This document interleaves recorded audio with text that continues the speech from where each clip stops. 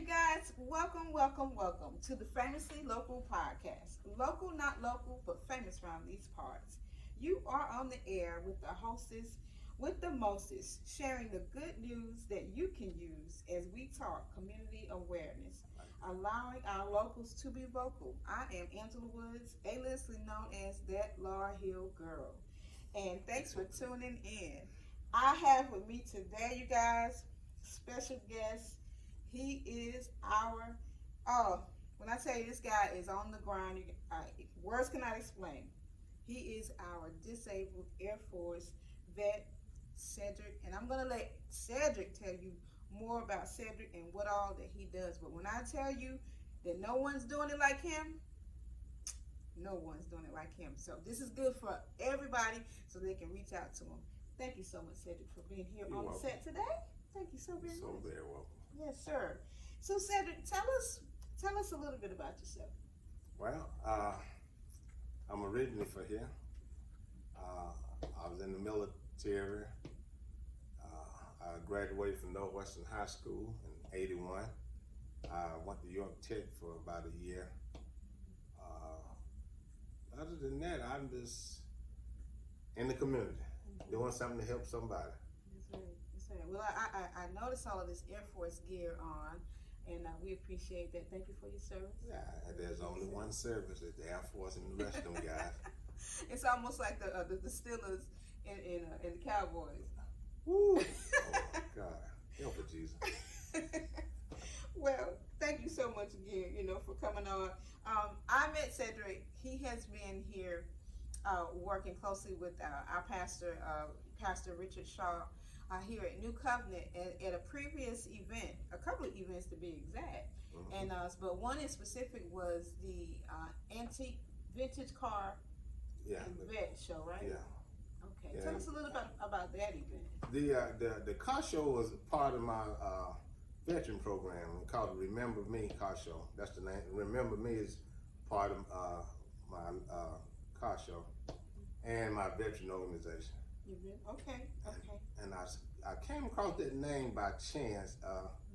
I was looking at how people always say thank you for your service, but people also quick to walk by a homeless vet. You can, when one verse they can say they can meet a vet that's up and can do for itself and thank you for your service, and the next minute they can walk by a disabled vet sitting on the curb asking for money, and got every reason not to give them money. So and that's what spurred me to say, remember me. Remember me. Remember me. It looks like you got something good with you today. Can I see your shirt there? Oh. Remember me.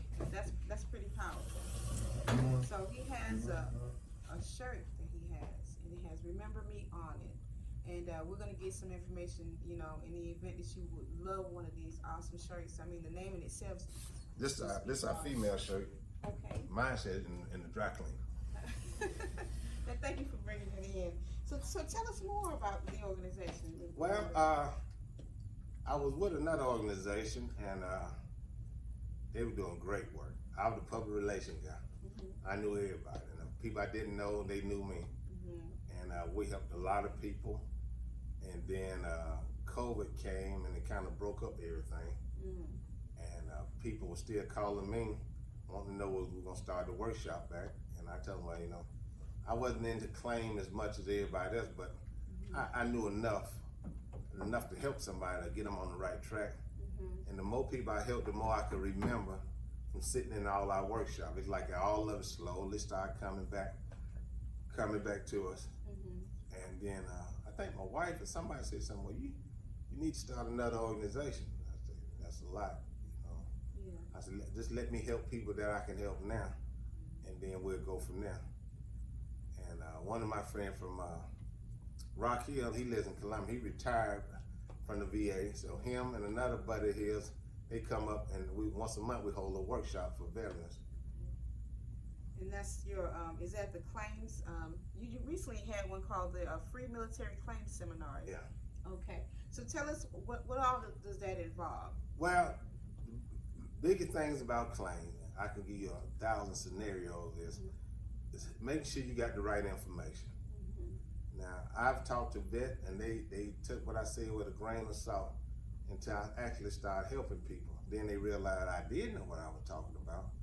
And I would tell them, you don't need a lawyer. The lawyer everything I told you you needed, the lawyer gonna ask for the same thing. And then they learn the hard way. Now they get a lump sum. Now the lawyer getting 30% of them for turning in the exact same information that I told them they were gonna need. That was money they could spend on a loved one or whoever.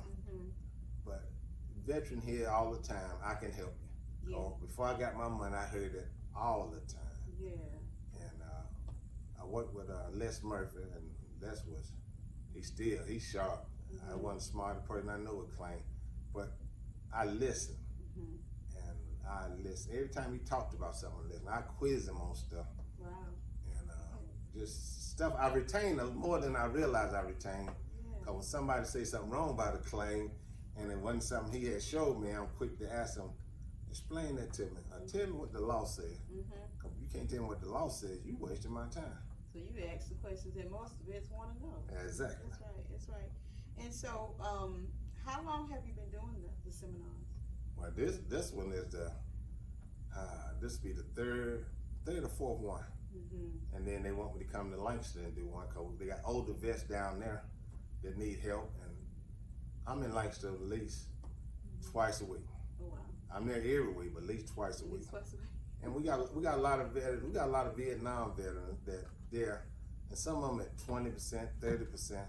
And I can look at their paperwork and tell them, okay, what did you do in Vietnam? Well, Mr. Thompson, I was in combat. And I'm looking and say, well, you never applied for PTSD. Why they told me, who is they? That's always go, who is they? Tell me who they is. I went to the county. And a lot of the county got good people, but they only get so much training. Yeah. So I always try to tell people, the county is the county, and the Veteran Affairs in South Carolina, they in Columbia. Now the two guys that comes up, they from the region office. They knew I knew a lot. They trust what I said, and when I did make a mistake, they come in and say, well, said what you said was right, but you need to change this, because we want to make sure we always try to tell the veteran right. That's good stuff. That's good stuff. So, what I know about you, that you're real passionate. I am, especially about veterans. Yeah. Tell us why. I mean, we know why, but let's dive in deeper. One of the biggest reasons was I got screwed while I was in the military, and it took me 20-something years to get my money. And after I met Les Murphy, matter of fact, we met in anger management class, and he used to always tell me, bring your file with me, let me look at it. He said, I'm good with this kind of stuff, but you hear that all the time. Well, one day going out the door, I grabbed my file, and he's sitting there while we anger management class going through all that. He said, boy, you done missed out on about $5 grand worth of claim. And I'm sitting there looking crazy now. What do you mean I missed what? Yeah. But he told me he wanted me to join his organization. He wanted me to be more into what him and the rest of them would claim. I told him I'm better talking to people and getting them to come see what we need to do. Yeah. And that's how I got to be the public relations person. Okay. But I had to sit through every seminar, so I could sit out in the audience and regurgitate most of everything that he talked about. And sometimes I was at the VA, and I was down in Columbia at the VA hospital, and I was explaining to the guy what we do and how we work claiming. And the guy worked at the reading office. He said, yo man, you told that better than anybody I ever told that didn't work with us. He said, you explain everything like somebody. I said, I don't sit through this workshop. I ought to know it. And I say, it's good. I'm glad you were there, because if I said something wrong, you could have said, well, you were right up to this point. Yeah. But veterans are funny people, you know. They when I started, Randolph told me, Randolph was another guy working with the old group. He said a veteran would step over another vet cold dead body to get their benefit. And I laughed about it. He used to say, you gonna see. And I laughed about it. And then I started to see, when we were doing the workshop, we had people, they'd get their benefits and we wouldn't see them. Because we hadn't signed nothing saying you got to give X amount of dollars. And the same way I do now, I tend to make a donation so I can help the next vet. Yeah. I'm 100%, so and I live pretty good. But you're not giving me no money. You getting money so I can help the next person. Right. So if they call, say, Mr. Tom, I got a vet, need some help, or need somewhere to stay, or need some grocery, I don't have to reach in my pocket every time. Oh, wow. But you still gonna have some of them get their money, and they'll forget where we were, who they talked to. Or you have people, I say, well, come on back and tell other people. Right. That listening, you listen to me and you got your benefit. You don't have to tell them how much. I don't want nobody to know I got my money. But you were there worrying me, calling me beforehand. Right. Man, what we gonna do next? But you got your money. I need you to come back and say, look, Mr. Right. Thompson helped me. I'm happy with what I'm receiving. Yeah. And if you know what's good for, at least come and listen to what he got to say. Yeah. And then you're gonna get to talk to the other guys that actually worked at the VA. So. Yeah. Now a lot of people, I'm not gonna say guys, have gone into the military because they talk about how good the benefits are. Is that just a pull-in type thing, or they have good benefits like the GI? Yeah. Well, most of that, the GI Bill, I don't know how is it set up now if they still using it. Most of them use it when they get out. Some of them use it while they still in. Once you get out and start applying for your disability benefit, it's how to say plethora of things to apply for. Right. But you got to know what to apply for. Do you think that the world could do more? For veterans? Yeah. Yes. I'll give you a prime example. I helped a World War II vet. He been fighting with the VA for I don't know how many years, but it wasn't the VA fault. Once I got his paperwork, and he couldn't remember the conversation we were held in the last 5 minutes. But when I asked him about 1946 and 47, he could talk like it was yesterday. Wow. And he said, Mr. Thompson, he said, I was in Saipan, and we flew from Saipan to Iwo Jima. He was a carpenter. He one of the first, I guess we one of the first Negro soldiers that had a crew of people up under him. Wow. And while they was at Iwo Jima, they were renovating the barracks over there. Well, the guy that flew him over talked to them while they was flying over. And back then, officers didn't always talk to, white officers didn't always talk to us, and they would say Negro, or we would say African American. Yeah. And he said he held a conversation, he talked to us good.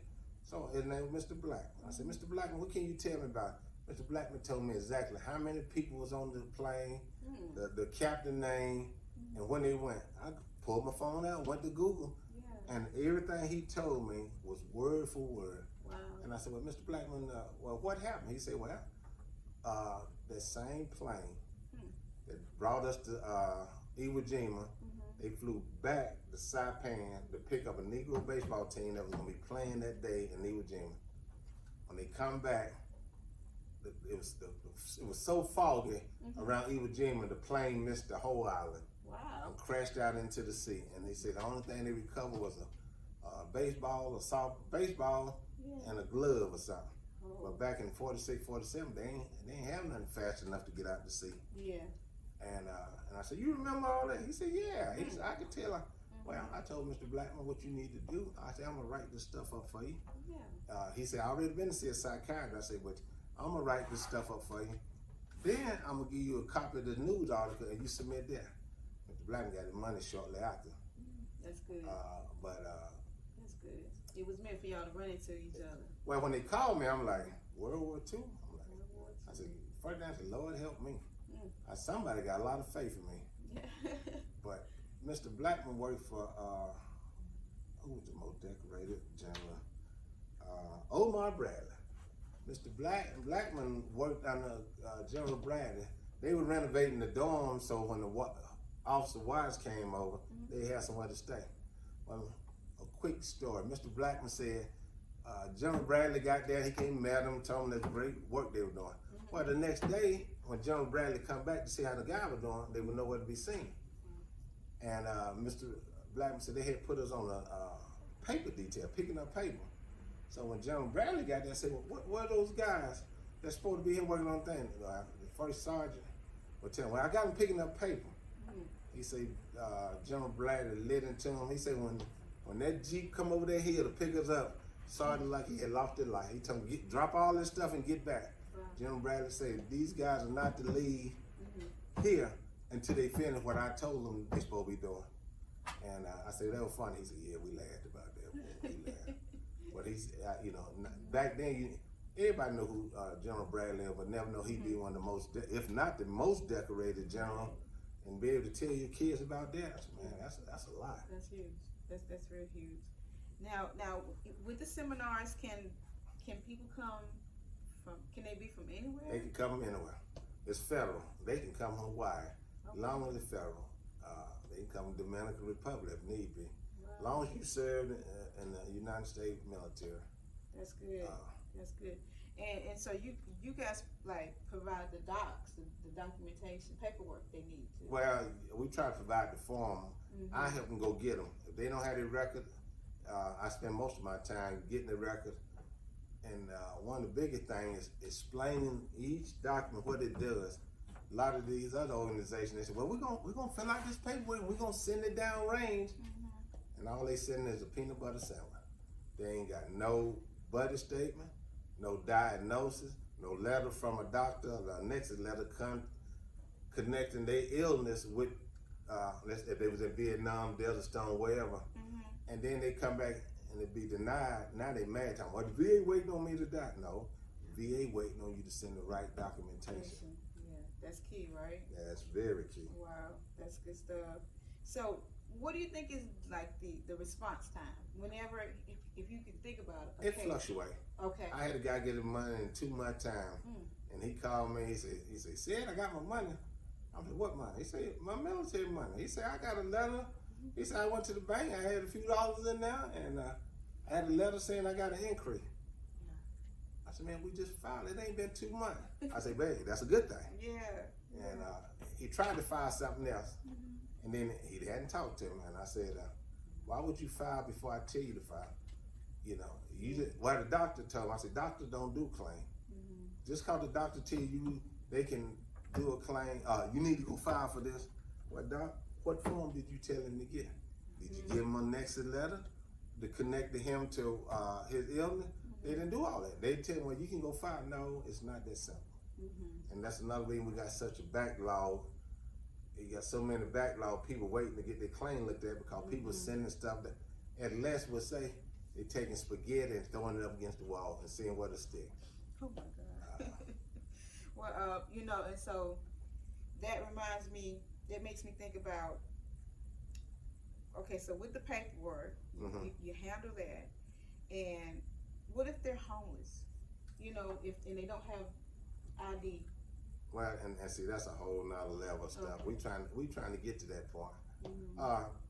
That's another reason why when I tell people when they get their money, make me a donation. Cause if they're homeless, I need to be able to put them in a place long enough for me to triage them, as I say, find out what's wrong, have they file, do they have ID, and if they don't, we can contact some of these other agencies, hopefully, and get them an ID, get them a social security card. We hope to get big enough where I won't be the lone soldier, and I don't expect them guys to come up from Columbia every day to help what I do. But actually, they work. I don't, and I run into more help as I ask questions. Yeah. You know, but a lot of guys, I ran into a homeless guy who was at the post office. I was finna ask him about his benefit. He said, son, you finna ask me about my benefit? I said, yes, sir. He said, I'm 100%. I said, okay. I said, but he said, I live out in the wood. I said, oh, okay. He said, I got a P.O. box. I said, okay. He said, you had more questions? I said, why? He said, cause I'm comfortable out there. And me and these people are like family. You know, he said he had enough money to get him an apartment. But they treated him better out there in the wood with the mother folk than on the street, you know. People that ain't been in the military can be nasty. Ooh, they can be nasty. They're good to say, ain't nothing wrong with you. They do. If I pull in a handicapped spot, first thing they say is, you don't look like nothing wrong with you. And I tell them, you don't look like a doctor. And I keep walking. No, that's the truth, because a lot of times, you know, that's good you say that, because there have been girls that may have called in and said that they had a migraine headache, and I mean, and who's to say you can't look at a person and know what they're going through. That's just like a lot of this mental illness that's going on. You know, some of the, even with the celebrities that we know of, to look at them, they look like they was happy and doing fine, but you see what happened. So you just can't judge the book by its cover, right? You're right. Wow. Well, you know, like I said, you guys, I know him because of his, and I'm gonna call it a ministry because that's exactly what it is. He's doing this for people. He don't have to do it, but he does do it. And so, how can people contact you? How can they get in contact with you? Unfortunately, I gave everybody my number. I don't mind. I think my wife told me I need to get a Google number. Okay. And that way, when people call, it'll just ring to that number. Yeah. But I'm so quick to give out my number, and people will sometimes they'll call, or sometimes they'll say, "Hey, call Cedric. Tell them so and so say call." And then I got to remember who so and so is. Yeah. And they'll call and say, "I heard you can help me." I said, "I'm gonna try." I said, "Now, I've been fortunate to help a lot of people," and I tell them I'm only fortunate because God has allowed me to help other people. It ain't about what I was able to do. Yeah. It's about what God allowed me to do. Good stuff. When people get their money, first thing I tell them, don't come back and say, "Mr. Thompson, thank you." I know you thank the Lord first. Amen. Then you come and say, "Mr. Thompson, when I got my money," and I want to say, "Before you thank me, did you tell God thank you?" If they say no, I say, "You gonna thank the Lord. Let me be the second or third person on that list to get thanked." That's right. I don't never want nobody to think it was all about me. Yeah. No. I love the humbleness, you know, I have to but be. it's true, right? Yep. To God be the glory. And God be the glory. That's all right. Now, so that you do have an email address they can reach you at. I don't check my email. Okay. I'm not gonna tell He's nobody. being honest, y'all. I tell people I'll be honest. Now, if you call me and say I sent something to your email, I go to it and check it. My daughter's gonna set up me an email that she would check daily. I'm gonna have to pay her, but it ain't gonna be a whole lot of money. But I give her some money, and she would check my email daily for me. And okay. once we get a mission statement, then we'll see about setting up a web page. But the biggest thing is having people come back and tell other people that Mr. Thompson and the group, Remember Me organization helped me get my money, my benefit. People say, well, some veterans say, it ain't about the money, it's about the benefit. You can't get the benefit without the money. Yeah, that's true. And that money makes a big difference on, you might not think it's more about the benefit, but I've yet to talk to one that didn't need the money. Right. I tease them about them, but no. I've talked to vets, and I've talked to some vets died before we could file. I talked to some that died shortly after they got their first check. Wow. We got one now, Mr. Rollins, the other group, they started helping him, and he hadn't done nothing. And I seen him at the VA, and I told him, "Come on, let's go ahead and get the rest. Let's go ahead and get you 100%. It's time." And he said, "Well, you know I ain't got much longer." And I said, "Mr. Rollins, when you told me the first time, how long did the doctor give you?" He said, "A couple months." I said, "How long ago that was?" He said, 2 years and a half. I said, "We're on God's time." That's right. We're on God's time. You know, it's important what the doctor tell you, Yeah. but it's more important than what you believe, and what That's right. you believe God for. Yeah, that's right. That's right. And so I know it's Remember Me organization. And is there any social media platforms that you're on, any Facebook or? No, not yet. Not so yet. they can reach out to me and I can. They can. All right, you guys. I have a Facebook page up and going soon. Okay. My daughter will be handling that. Okay. Okay. Good stuff. But one other thing, if you're in the National Guard, don't let nobody tell you that you can't get no benefits. That's got to be the craziest thing. A gentleman I spoke to at the VA clinic over here last week showed me a check for $113,000 that he got, and he got during training heat exhaustion.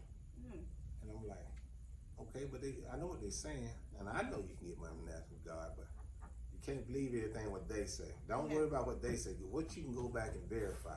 Right. And I got 8 National Guard guys now I'm working with, and all of them, one of them saw them, about 5 of them seen about 8 people die, 3 in one day, and they've been sitting there not doing anything because somebody told them you can't file. Yeah, so it's like try. Don't just make assumptions. That's right. You got to fight. You fight hard for that money as you do your life.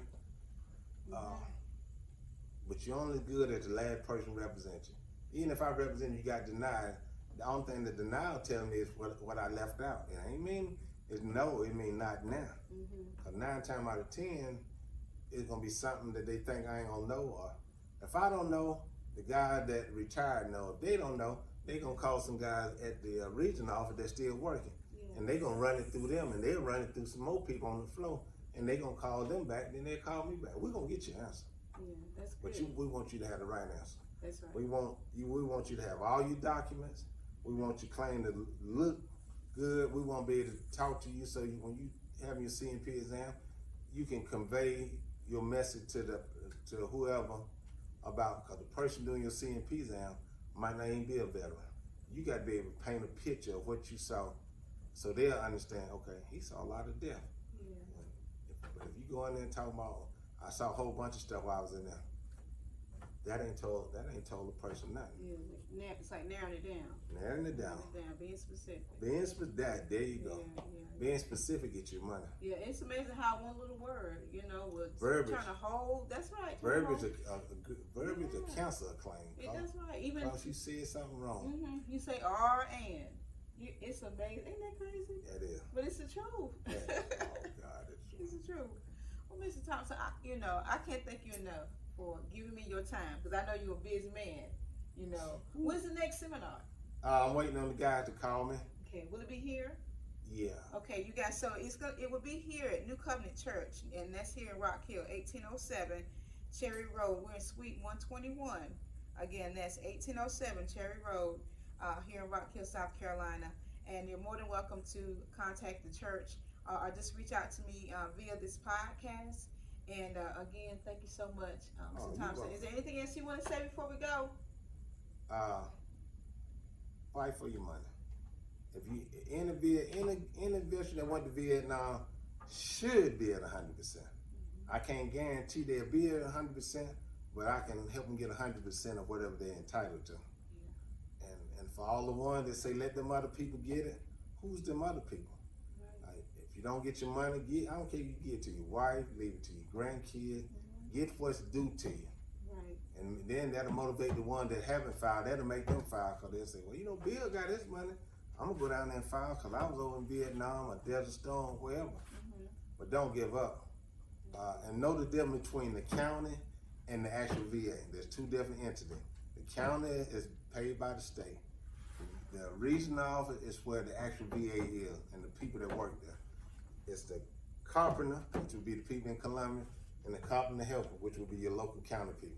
I don't say that to degrade nobody, but I don't want nobody to come back and say, well, the lady at the VA told me, and the first thing I asked them is, were they from Columbia? No, they was over in my hometown. Well, I said, that's not the VA, that's the county. You're talking about two different things. Yeah. Same name, but two different people. Oh, wow, that's good. So he's giving you the information that you need, you guys. And so again, you're more than welcome to reach out so that we can get you the assistance, or that he can get you the assistance that you need. And again, so thank you so very much for coming out. And again, you all, thanks for tuning in to Famously Local Podcast. Local, not local, but famous around these parts. I like that. I really I thought that was no, bomb. I said, that's right there. Local, famously local, but not right. local. But famous around these parts. Yeah. You're famous to me. Oh, well. Good stuff. Only thing I didn't tell him my nickname is the mayor. Lord have